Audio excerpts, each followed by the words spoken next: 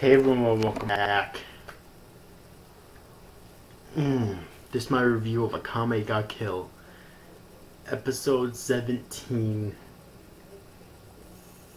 I cannot believe the hate that this series gets. Seriously. This series is fucking dope, man. It really is. Oh my god. So we had 2 character deaths in this episode. 2! Okay, Bowles and Chelsea. Now, granted, this isn't as shocking for me because I am a manga reader now, as you probably know if you saw my first impressions video. And I've also stated it a few times before as well, that I am indeed a manga reader now, okay? So I knew this was going to happen eventually. I just didn't think it was going to be in this episode. I honestly thought that this battle was going to go on a lot longer. Okay, I didn't expect that explosion to basically end the battle and then 2 more deaths to occur right after that. So I didn't honestly expect it at all, but god damn. I feel really sorry for Bowles because he couldn't return to his family, but god damn, Chelsea got it bad. She literally got her fingers blown off, her other arm blown off, and then shot through the back and her head sliced off. That's a pretty brutal fucking death, okay? And Chelsea got it all, and then her head was, of course, put up on like a giant spike in the town square, or the town circle, I'm guessing it is, for everyone to see. And of course, Tatsumi has to, when he's invisible, has to run in on that and witness it himself. Jesus fucking Christ. So yeah, and the thing is, I wasn't a huge fan of Chelsea. Like, I was more affected by, say, Shaylee's death than I was for Chelsea's death. Okay. But I was really affected by Bowles' death in this episode, which is something I really like about Akame Got Killed, because it makes a lot of both the protagonists and the antagonists very likable. Okay, it really does. To where when someone on either side dies, you care. Okay, seriously, them feels when Bowles died were so fucking high. Because you know that he had a family to return to. Okay? It wasn't just the fact that, maybe he did think of the other members of the Jaegers as close friends. Okay, that's fine. But other than that, he also had a family to return to. A wife and a daughter. Or is it a son? I don't remember for sure. But either way, though. And he couldn't return to them. And now Kurome is going to have to probably be the one who relays this sad bit of information to them. Okay. Now, I knew that Kurome wasn't going to die in this episode. Regardless of the fact that I knew, because I read the manga, I knew she wasn't going to die in this episode because there's just way too much unfinished with her and Akame. Okay.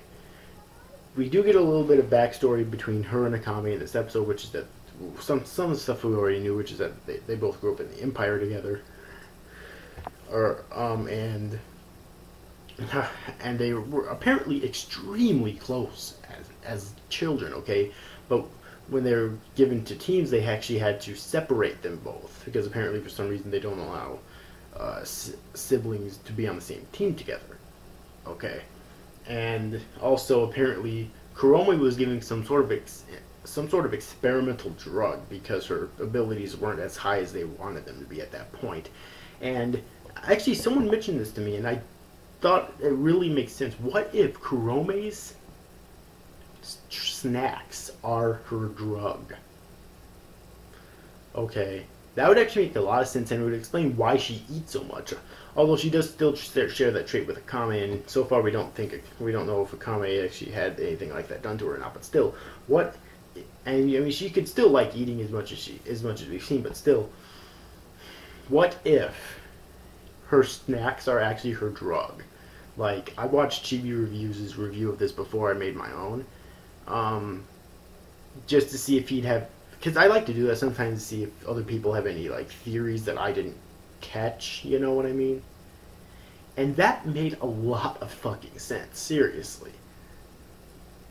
Alright, but because of even if I didn't read the manga yet, I still would have known that Kurome couldn't have died in this episode, okay? that would have just been a huge detriment to the story and a huge mistake on the writer's part, because there's so much more that can be done with Kurome's character. Okay. But other than... Also, I actually thought Esdeath was... Or, not Esdeath. I actually thought that, Leone was going to die right at the beginning of this episode. Alright? I really did. And judging by the last episode, I thought that Najinda might actually die in this episode as well. So there were two like huge death flags right there that actually didn't go through. Apparently Leone's arm can be regenerated or can be reattached due to her regeneration and Lubbock's strings and whatnot to sew it together. Those two combining can very much regenerate her arm, but she really got fucked up. Granted, so I'm really surprised that she didn't die in this episode. But either way, though, I thought this was a fantastic episode of Akame Got Kill. Seriously, I really did. I thought it was amazing. Like, Akame Got Kill continues to impress every single week. How many episodes left? There's 7 episodes left in the series, so yeah, I cannot wait for the next episode. This is getting really fucking good. Both of the deaths in this episode affected me in some way. Granted, like before, I wasn't a hugest fan of Chelsea myself, so it didn't affect me as much as a Shaylay's death, but still. And then of course there was Bowles' death, and oh my god, I cannot wait until Tatsumi has to relay this information about Chelsea's death to the rest of the Night Raid members. Seriously.